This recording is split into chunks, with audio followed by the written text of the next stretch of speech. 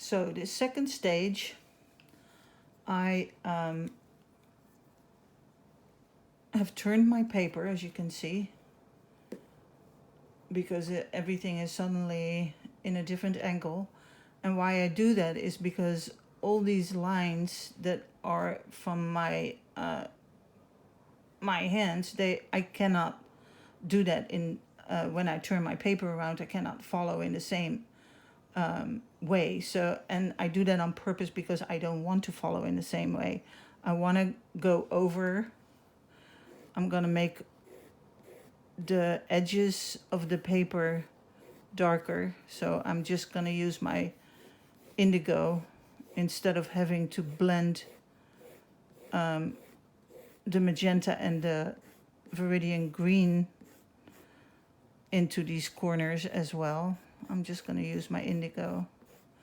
You can be lazy sometimes, you know, if you want to have more darkness in the, or more intensity of darkness in the corners, you just start with a darker color already. And most of the time I do it when with the color that would mix these two colors. So just have the different direction over my magenta and Viridian over here, the indigo.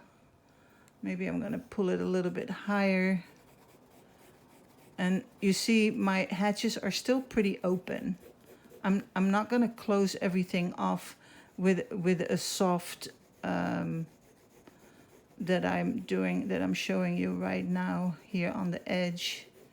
Like this softness I can do in the end when I know exactly what color is going to be where, because I have no clue actually.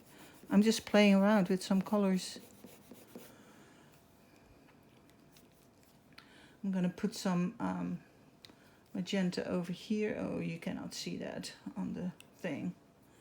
So I'm just gonna play with some more Viridian Green because I wanna mostly in the middle have Viridian Green.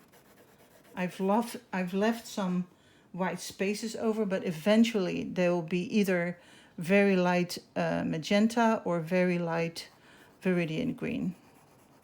But now I'm just gonna, in another diagonal hatching way, go hatch a little bit over this pink stuff. And you can see that it already starts to show up as a very light gray. That's what happens when you move these two together. Maybe I want the light a little bit deeper here. And maybe in a veil like that. Or like so, as Bob Ross says. A little bit of magenta over here. I try to do it really light, but I have to be a little bit more intense because otherwise the onlooker of the video won't see any difference. So I just kind of play around and feel around, like where do I need to bring more darkness and where do I want to keep it light. I've decided that I'm keeping it light in the middle, but I'm still gonna maybe move in some magenta to the sides, like a breathing almost. Or maybe I'm just gonna darken my Viridian Green here on the sides and bringing it a little bit out as where the indigo is. And try to, every time that you do a hedge, you do a line and you lift up and you do the next line. If you never take your pencil off the paper, it all becomes kind of like more like a woolly kind of a shading. But if you do these separate little lines, you just get a clearer and cleaner effect. So you can see that if I bring this green over this gray, indigo, magenta way, it gets a little bit grayer, but it's going to be more like a green gray. And every layer that I do, even if I bring my magenta back here, the gray that I have achieved here, because all the three colors are blending here, there's still a difference in these veils because I left space around them, in them, and now this magenta here is taking over on the side, and it makes this beautiful gray, green, and pink gray happening.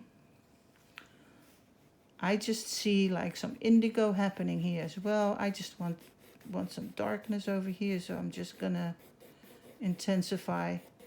I just kind of like imagine that this is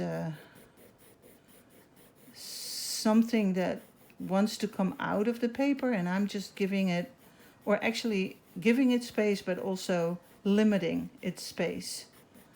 Limiting by putting darkness, and allowing by putting or creating light. And then the soft blends also allow it to breathe. So as you can see, it just sort of is coming to this